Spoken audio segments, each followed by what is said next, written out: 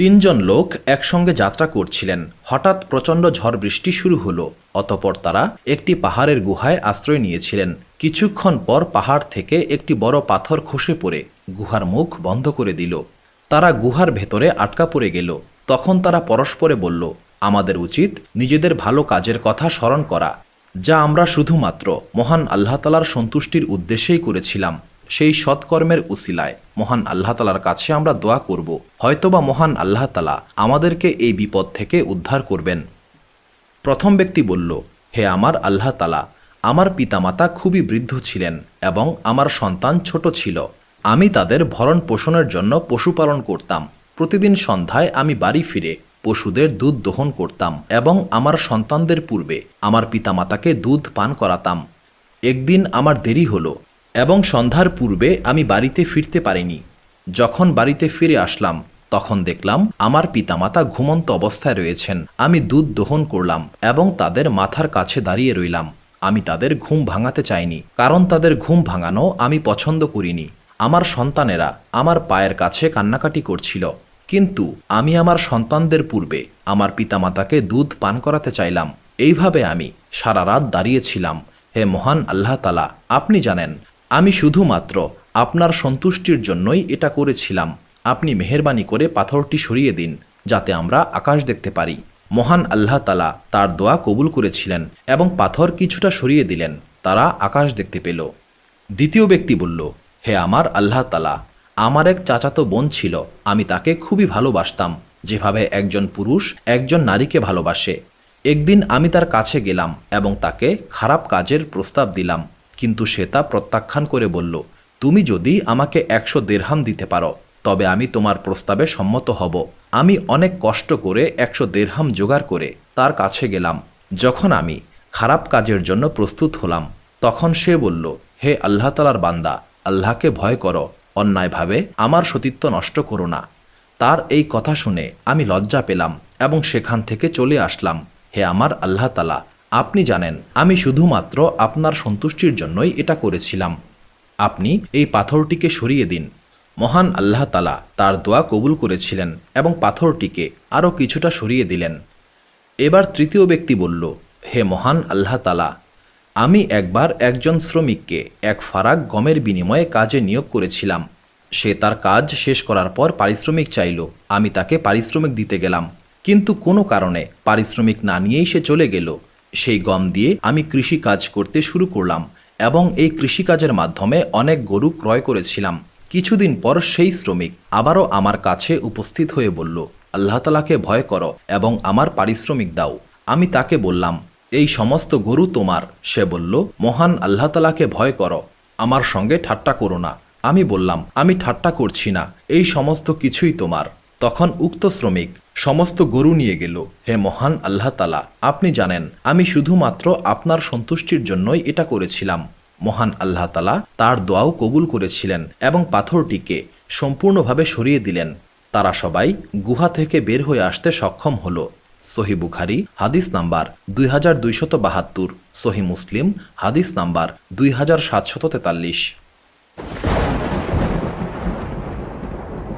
আব্দুল্লাহ ইবনে মাসুদ রাদিয়াল্লাহু তাআলা আনহু থেকে বর্ণিত, নবী করিম সাল্লাল্লাহু আলাইহি সাল্লাম বলেছেন, বনি ইসরায়েলের একজন বাদশাহ ছিলেন, যিনি মুসা আলাইহিস সালামের পর শাসনভার গ্রহণ করেছিলেন।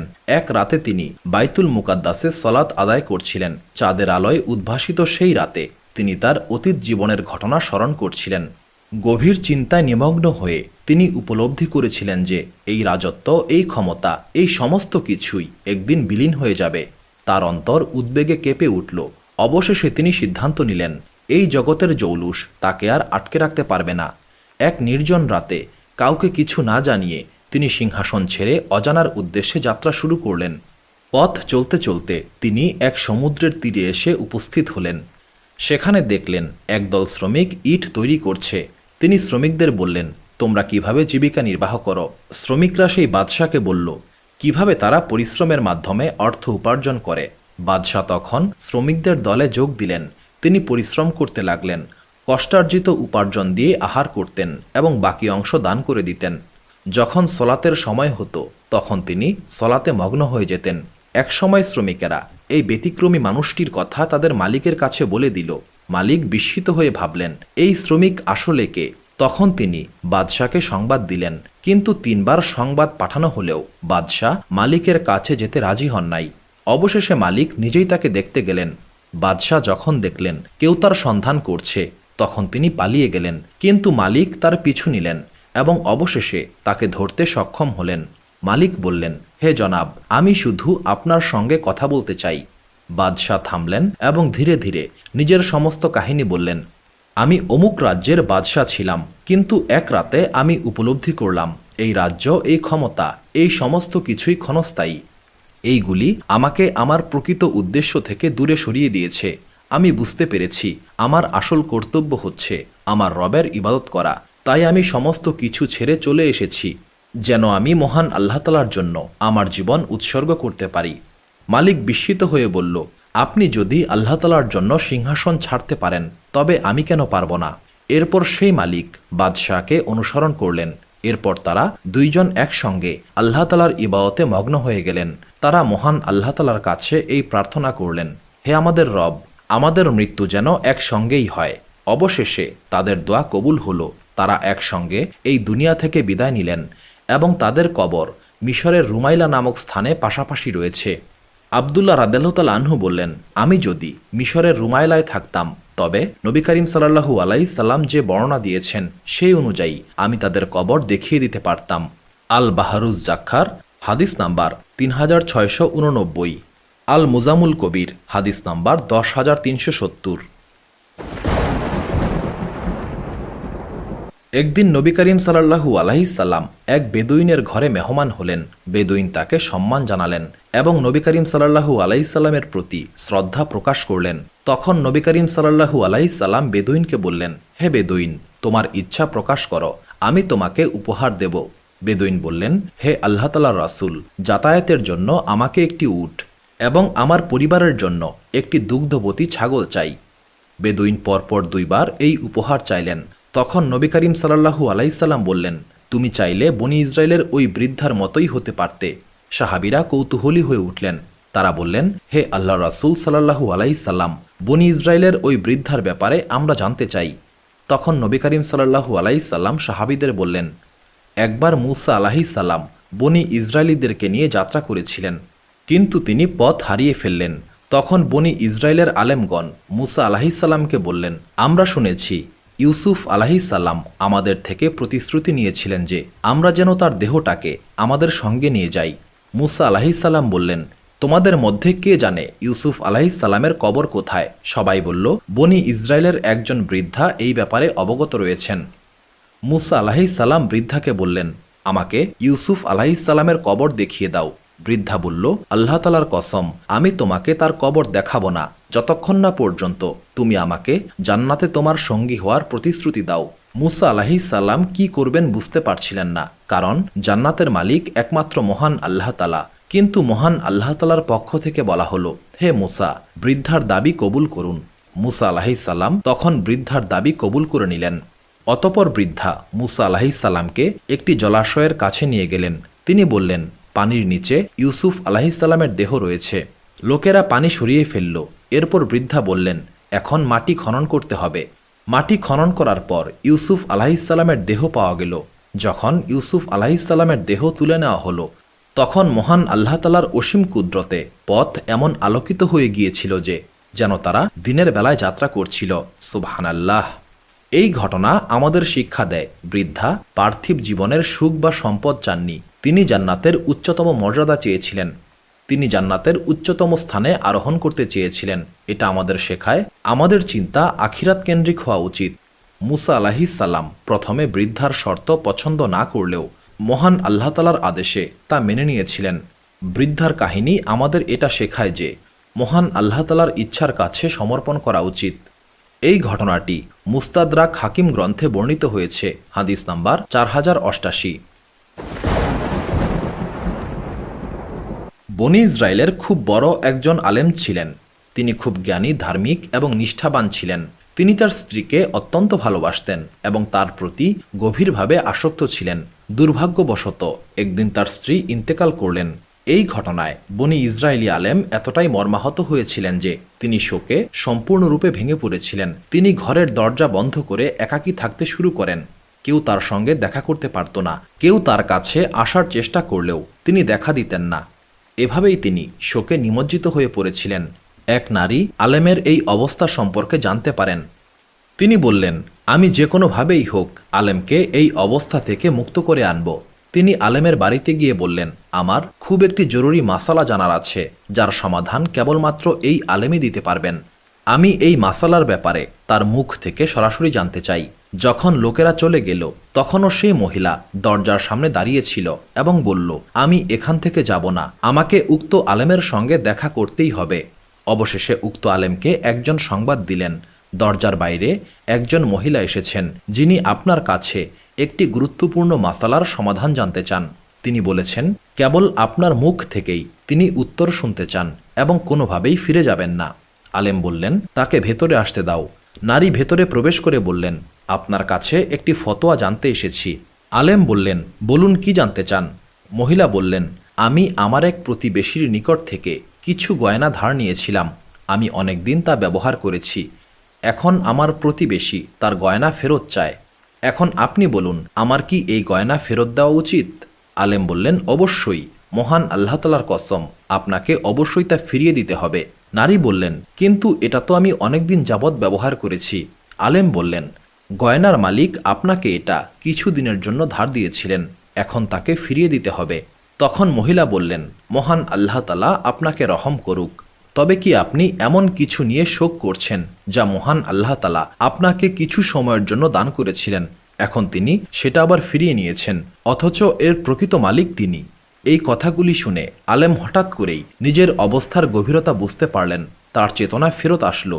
তিনি উপলব্ধি করতে পারলেন যে শোকে তিনি কষ্ট পাচ্ছিলেন তা আসলে অনর্থক। মহান আল্লাহ তাআলার ইচ্ছাই হচ্ছে শ্রেষ্ঠ, আর যা তিনি ফিরিয়ে নিয়েছেন সেটার প্রকৃত মালিক তিনি। অবশেষে তিনি দুঃখ কাটিয়ে উঠলেন এবং আবারও মানুষের মাঝে ফিরে এলেন। তিনি বুঝতে পেরেছিলেন মহান আল্লাহ তাআলার দেওয়া সমস্ত কিছুই আমানত, এবং যখন তিনি চান তা ফিরিয়ে নেন। এই আত্ম উপলব্ধির মাধ্যমে তিনি শান্তি পেলেন এবং আবারও স্বাভাবিক জীবনে ফিরে আসলেন। এই গল্পটি মুয়াত্তা মালিক গ্রন্থে বর্ণিত হয়েছে, পৃষ্ঠা নাম্বার 163, হাদিস নাম্বার 43। আবু সাঈদ খুদরি রাদিয়াল্লাহু তাআলা আনহু থেকে বর্ণিত, নবী করিম সাল্লাল্লাহু আলাইহি সাল্লাম বলেছেন, বনি ইসরায়েলের একজন ব্যক্তি 99 জন মানুষকে হত্যা করেছিলেন। হত্যাকাণ্ডের পর একদিন তার মনে হলো, মহান আল্লাহ তাআলা কি কখনো তাকে ক্ষমা করবেন? এই চিন্তা করে তিনি একজন পাদ্রীর কাছে গেলেন এবং তাকে জিজ্ঞাসা করলেন, মহান আল্লাহ তাআলা কি কখনো আমার তওবা কবুল করবেন? পাদ্রী উত্তরে বলল, মহান আল্লাহ তাআলা কখনোই তোমার মতো একজন পাপীর তওবা কবুল করবেন না। এই কথা শুনে উক্ত ব্যক্তি পাদ্রীকেও হত্যা করে ফেলল এবং এইভাবে তার হত্যাকাণ্ডের সংখ্যা 100-তে পৌঁছে গেল। এরপর তিনি অন্য একজন ব্যক্তির কাছে জিজ্ঞাসা করলেন, মহান আল্লাহ তাআলা কি কখনো আমার তওবা কবুল করবেন? তখন সেই ব্যক্তি বললেন, তুমি অমুক স্থানে চলে যাও, সেখানে অনেক ভালো মানুষ বসবাস করেন, তারাই তোমার প্রশ্নের উত্তর দিতে সক্ষম হবেন। এই পরামর্শ শুনে সেই ব্যক্তি উক্ত স্থানের উদ্দেশ্যে রওনা হলো, কিন্তু পথিমধ্যেই তার ইন্তেকাল হয়ে গেল। মৃত্যুর সময় তার বক্ষদেশ সেই ভালো মানুষের স্থানের দিকে ঘুরে গেল, অর্থাৎ তিনি তওবা করার ইচ্ছা নিয়ে সেই দিকে মুখ করেছিলেন। মৃত্যুর পর রহমত এবং আজাবের ফেরেশতারা তার রূহ নিয়ে ঝগড়া শুরু করল। রহমতের ফেরেশতারা বললেন, এই ব্যক্তি তওবা করার ইচ্ছা নিয়ে ভালো মানুষের উদ্দেশ্যে যাত্রা করেছিল, সে জান্নাতি হবে। অন্যদিকে আজাবের ফেরেশতারা বললেন, এই ব্যক্তি একজন গুনাহগার, সে জাহান্নামী। এমন সময় মহান আল্লাহ তাআলা সামনের ভূমিকে, অর্থাৎ যেখানে ভালো মানুষের বসবাস ছিল সেই ভূমিকে আদেশ দিলেন, তুমি এই মৃত ব্যক্তির নিকটবর্তী হয়ে যাও, আর পেছনের স্থানকে, অর্থাৎ যেখানে তিনি পাপ করেছিলেন তাকে আদেশ দিলেন, তুমি দূরে সরে যাও। এরপর মহান আল্লাহ তাআলা ফেরেশতাদেরকে আদেশ দিলেন, তোমরা উভয় দিকের দূরত্ব পরিমাপ করো। পরিমাপ করার পর দেখা গেল মৃত ব্যক্তি তওবার দিকে 1 বিঘত বেশি পরিমাণ এগিয়ে রয়েছেন, অর্থাৎ তিনি তওবার ইচ্ছা নিয়ে ভালো দিকে একটু বেশি এগিয়েছিলেন। এই কারণে মহান আল্লাহ তাআলা তাকে ক্ষমা করে দিলেন। সুবহানাল্লাহ। সহিহ বুখারী হাদিস নাম্বার 3470 এবং সহিহ মুসলিম হাদিস নাম্বার 2766। বনি ইসরায়েলের সময়ে এক ছোট্ট গ্রামে বারসিসা নামক একজন অত্যন্ত ধার্মিক ব্যক্তি বসবাস করতেন। সে মহান আল্লাহ তাআলার একত্ববাদে বিশ্বাস করত এবং ঈসা আলাইহিসসালামকে মহান আল্লাহ তাআলার রাসূল হিসেবে মান্য করত। গ্রামের সবাই বারসিসাকে খুবই ভালো চরিত্রের মানুষ হিসেবে জানত এবং তার ব্যক্তিত্বের জন্য তাকে সম্মান করত। সেই গ্রামে ৩ জন ভাই এবং তাদের এক বোন ছিল। একদিন সেই ৩ ভাইকে যুদ্ধের জন্য ডাকা হলো, কিন্তু ৩ ভাই তাদের বোনকে একা রেখে যেতে চাইল না। তারা চিন্তা করতে লাগলো বোনকে কার কাছে রাখবে। গ্রামবাসীরা বারসিসার কথা বলল, কারণ সবাই বারসিসাকে খুবই ভালো এবং বিশ্বাসযোগ্য মানুষ হিসেবে জানত। সবাই বারসিসার কাছে গেল এবং তাদের বোনকে বারসিসার নিকটে রাখার অনুরোধ করল, কিন্তু বারসিসা প্রথমে রাজি হচ্ছিল না। সে বলল, আমি অভিশপ্ত শয়তানের নিকট থেকে পানাহা চাই, কারণ সে ভয় করছিল সে কোনো গুনাহে লিপ্ত হতে পারে। তখন শয়তান বারসিসার মনে কুমন্ত্রণা দিল। শয়তান জানত বারসিসার মন খুবই নরম। সে বারসিসাকে কানে কানে বলল, তারা যদি ভালো কাউকে এই মেয়েটির জন্য খুঁজে না পায় এবং খারাপ কারো কাছে এই মেয়েটিকে রেখে যায়, তখন কি হবে? এই পরিণতি কি তোমার ভুলের জন্য নয়? বারসিসা বুঝতে পারল না এটা শয়তানের কুমন্ত্রণা। সে মানুষের প্রতি দরদ দেখিয়ে মেয়েটিকে সাহায্য করতে রাজি হয়ে গেল। বারসিসা মেয়েটিকে গির্জার বিপরীতে একটি ঘরে থাকতে দিল। গির্জার সামনে মেয়েটির জন্য খাবার রেখে আসতো এবং মেয়েটি নিজে এসে সেই খাবার নিয়ে যেত। বারসিসার সঙ্গে তার দেখা হতো না, কিন্তু শয়তান এতে খুশি হলো না। সে আবারও বারসিসার কাছে আসলো এবং বলল, তুমি কেন মেয়েটির খাবার তার ঘরের সামনে রেখে আসছো না? এর ফলে এই মেয়েটাকে ঘর থেকে এতটা পথ একা কষ্ট করে হেঁটে আসতে হতো না। বারসিসা এবারও রাজি হলো এবং মেয়েটির ঘরের সামনে খাবার রেখে আসতে শুরু করলো। শয়তান আবারও আসলো এবং বলল, তুমি কেন তার ঘরের ভেতর খাবার দিচ্ছ না? এর ফলে মানুষ তাকে একা ঘর থেকে বের হতে এবং ঢুকতে দেখবে না। এবার বারসিসা মেয়েটির ঘরে খাবার দিয়ে আসতে শুরু করলো। শয়তান আবারও এসে বলল, এই মেয়েটার সঙ্গে তোমার কথা বলা উচিত, এইভাবে একা একা থাকলে সে পাগল হয়ে যাবে। বারসিসা এবার মেয়েটির সঙ্গে কথা বলতে শুরু করলো। প্রথমে তারা রুমের আড়ালে কথা বলতো, কিন্তু শয়তানের কুমন্ত্রণায় একসময় তারা সামনাসামনি কথা বলতে শুরু করলো। এইভাবে ধীরে ধীরে শয়তান বারসিসাকে পাপের মধ্যে ডুবিয়ে দিল। একসময় বারসিসা এবং মেয়েটি একে অপরের প্রতি দুর্বল হয়ে পড়ল এবং তারা ব্যভিচারে লিপ্ত হলো। কিছুদিন পর মেয়েটি গর্ভবতী হয়ে পড়ল এবং একটি বাচ্চার জন্ম দিল। বাচ্চা জন্মের সময় শয়তান আবারও বারসিসার কাছে এসে বলল, তুমি এটা কি করলে? তোমার এই অপকর্মের প্রমাণ সরিয়ে ফেলতে হবে, না হলে মেয়েটির ভাইয়েরা যখন ফিরে আসবে তখন তোমাকে হত্যা করে ফেলবে। বারসিসা ভয়ে বাচ্চাটিকে খুন করে ঘরের মেঝেতে পুঁতে ফেলল। শয়তান আবারও এসে বলল, তুমি একজন নারীর সন্তানকে হত্যা করেছ এবং এটা আশা করছো সেটা কাউকে বলবে না। তখন বারসিসা সেই মেয়েটিকেও খুন করে তাকেও ঘরের মেঝেতে পুঁতে রাখল। কিছুদিন পর মেয়েটির ভাইয়েরা ফিরে এলো। বারসিসা তখন তাদেরকে একটি মিথ্যা কবর দেখিয়ে বলল, তোমাদের বোন অসুস্থতার কারণে মারা গিয়েছে এবং ওই কবরে তাকে দাফন করা হয়েছে। সবাই বারসিসার এই কথা বিশ্বাস করল। কিন্তু সেই রাতে শয়তান ৩ ভাইকে একই স্বপ্ন দেখালো। স্বপ্নে শয়তান বলল, বারসিসা তোমাদের বোনকে হত্যা করেছে। প্রমাণ হিসেবে তোমাদের বোন যে ঘরে থাকত সেই ঘরের মেঝে খুঁড়ে দেখতে পারো। ঘুম থেকে ওঠার পর তারা একে অপরকে এই স্বপ্নের কথা বলল এবং বুঝতে পারল তারা ৩ জন একই স্বপ্ন দেখেছে। তারা বারসিসার এলাকায় গিয়ে প্রথমে বারসিসার দেখানো কবর খুঁড়ে দেখল, কিন্তু সেখানে কিছুই পেল না। এরপর তারা মেয়েটির ঘরের মেঝে খুঁড়ে তাদের বোন এবং বাচ্চার লাশ পেল। তারা বারসিসাকে ধরে ফেলল এবং বলতে বাধ্য করল যে আসলে কি হয়েছিল। তারপর গ্রামবাসী বারসিসাকে বাদশার কাছে নিয়ে গেল। বাদশাহ তাকে শিরচ্ছেদ করার আদেশ দিলেন। যখন বারসিসাকে শিরচ্ছেদ করতে নিয়ে যাওয়া হচ্ছিল তখন শয়তান আবারও তার কাছে এলো। এবার শয়তান মানুষের রূপ নিয়ে এসে বলল, তোমার এই অবস্থার জন্য তুমি নিজে দায়ী নও। তোমার এই অবস্থা আমিই করেছি এবং একমাত্র আমিই তোমাকে বাঁচাতে সক্ষম, যদি তুমি আমার শর্ত মেনে নাও। বারসিসা বলল, আমাকে কি করতে হবে? তখন শয়তান বলল, তুমি আমাকে সেজদা করো, তবেই আমি তোমাকে রক্ষা করব। বাঁচার জন্য মরিয়া হয়ে বারসিসা শয়তানকে সেজদা করল এবং কাফের হয়ে গেল।